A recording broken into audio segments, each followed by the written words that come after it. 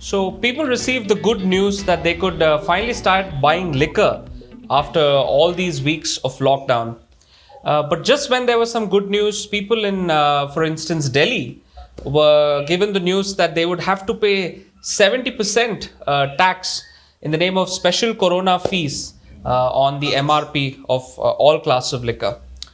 So, we're going to talk about that because just yesterday the shops opened up and we saw huge queues lining up at liquor stores, and that caused a lot of problem because it was flouting social distancing norms, right? So, I'm going to get in Arihant Paudia to speak about this.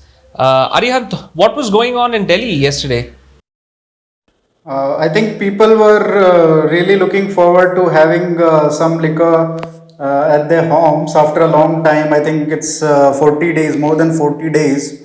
But Karan, what we saw yesterday was the reason behind those long lines, long queues was not just because they were really trying to get their hands on the liquor, but also because they were not sure that if if the lockdown is extended or made more strict, those shops could be closed again. So there was this uncertainty which should not have been the case, because even when the lockdown was announced in March, there was no need for closing down of the liquor shops, because the people as well as the state governments are really hooked on to the liquor industry, because anywhere between 10 to 13% of their revenues are coming from liquor sales. So, and there are a lot of difficulties people face who are really addicted to the alcohol.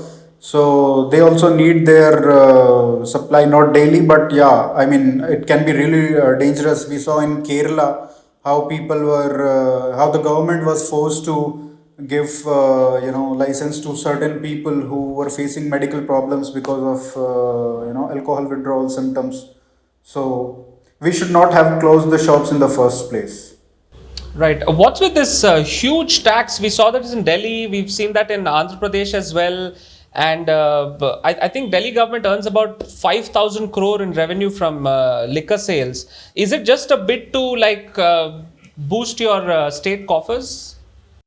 Yeah, I think as Kejriwal was telling the press, I think 2 days back, that I think the daily tax or whatever the income of the government has fallen down to 300 crores a day, which is really alarming, because you still have to carry out all the responsibilities towards citizens, and they don't have the money. So they have to take care of the health department also, they have to pay the salaries also, and all sorts of things.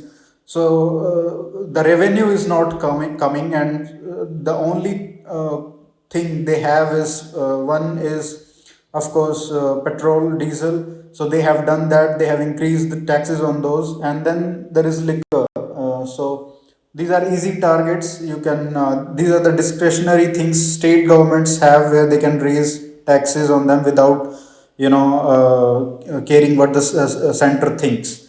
So this is the reason, falling revenues and increasing responsibilities day by day, that they are forced to go through that route. Right. Now, Arihant, these liquor stores are obviously open and they are here to stay. I don't think, in all likelihood, they will not be shut again for any reason, unless things get really serious.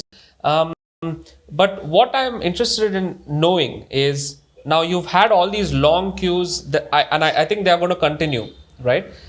Why is it that, and also we have to get the police there, security personnel there, and there's a lot of monitoring going on around liquor stores. Why can't people just be able to order liquor online?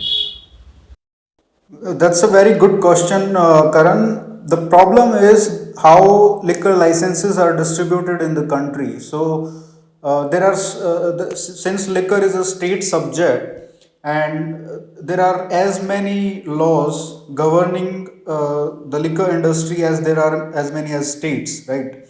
So everybody has their different model, but essentially there are two ways that liquor industry is regulated.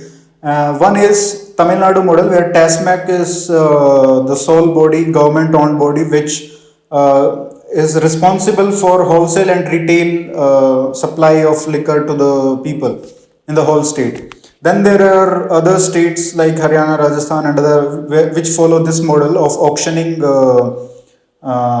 licenses. So what they do is they have divided all their states into groups, group A, group B, group C, and then the districts and the cities are in one group, and some cities are in second group, and so on. Then within those groups, cities are divided into areas.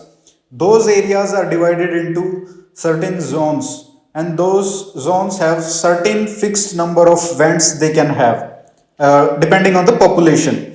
And then the state government invites bids for these vents. So if say for example 100 people are sending application to open a vent in one particular area. Okay, so what happens is there is a bidding war, because it's a lucrative industry and profits are very high, and the government keeps changing excise duties every year, increasing them per liter alcohol. So what, it's very lucrative industry. Okay, so people are willing to bet very high. To just give an example of one vend in South Delhi and Gurgaon border area. So that went for 17.53 crores. Okay, one outlet. So imagine if you are an entrepreneur and want to upend this whole structure. So I am giving 17 crore for opening one outlet, and there is another person who is my neighborhood competitor, who has got his van by bidding, say, I don't know, 5 crore or less than that. So because every depending on the population, if it's a posh area, then the bidding will be very much higher bidding cost. So it works like that. So if you open a delivery system, then what will happen is that the person who has got the vent at a higher rate from the government will be at very much loss, right? Because online delivery can fetch its alcohol from any of the other vents in the area, right? They just have to grab inventory and distribute it to people who are ordering online, right? So this person who has got this vent at spending crores of money, and then spending another few crores for getting the licenses, different kinds of licenses for different kinds of alcohol, right? And so this is a whole cartel. This will be appended if you allow online delivery of alcohol. That's why both the state governments and because state governments also receive hundreds and thousands of crores by auctioning of these limited vents. So if it was a free market, for example, imagine a government trying to do the same in restaurants, right?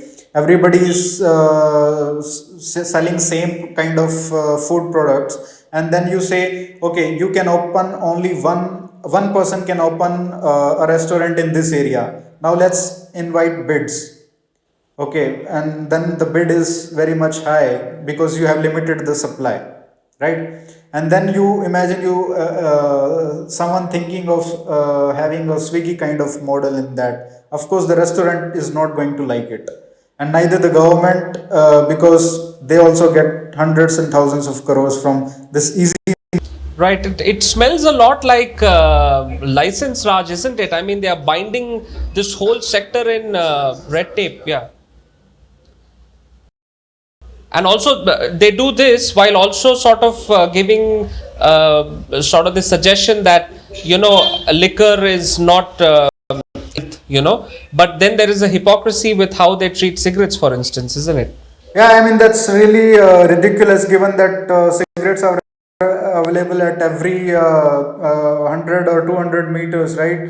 There are even students as young as 14, 15, 16. They can just go and buy a cigarette. Nobody is checking their, nobody is verifying their age. But in liquor industry, with online delivery system, you can easily check that. and the delivery person can only supply it after checking all the documents, or those can be uploaded online if the government is not satisfied with the third party apps. So this is very easy to do, but as I said, the reason is not health, because if it was really the government was concerned about the health, then they will of course ban those things, and especially try to control the supply of how the cigarettes are sold in the country. So I think they should just drop the fox morality and be frank with the citizens. Great. Thanks, Arihant, for joining us on this episode. Thanks, Karan.